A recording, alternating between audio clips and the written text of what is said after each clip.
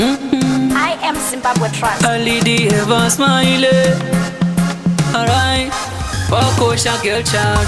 Chimstava utse mwana sikana kupa kwa mwari. Anombo sama kuita shamunoda kuti atore moyo yenyukani. Ari kumira mira asama wani garakandikitira inga mwana wani. Ari kumira mira asama wani garakandikitira inga mwana wo.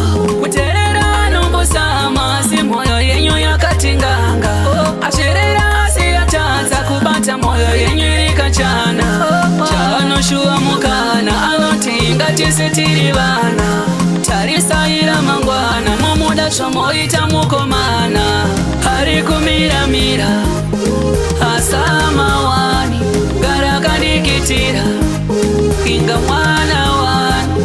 Hari kumira mira asama wani garakandikitira inga mwana wo. Akasekerera moyo wangu unofara. Chiedza murima venekera iwe rudo runosara. Chisikana rise and shine. Tarisa mberi kuchave nani. Usazvitarisira pasi Mwari vanewe shandisa mukana. Hari kumira mira asama wani garakandikitira inga mwana wani.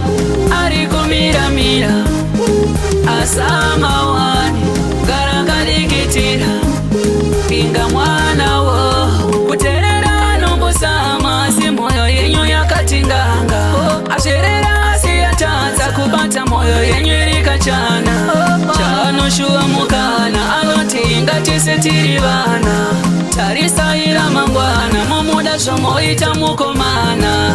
Hari kumira mira asama wani garakandikitira inga mwana wani.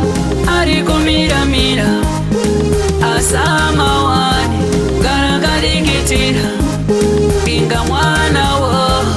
Akasekerera moyo wangu unofara.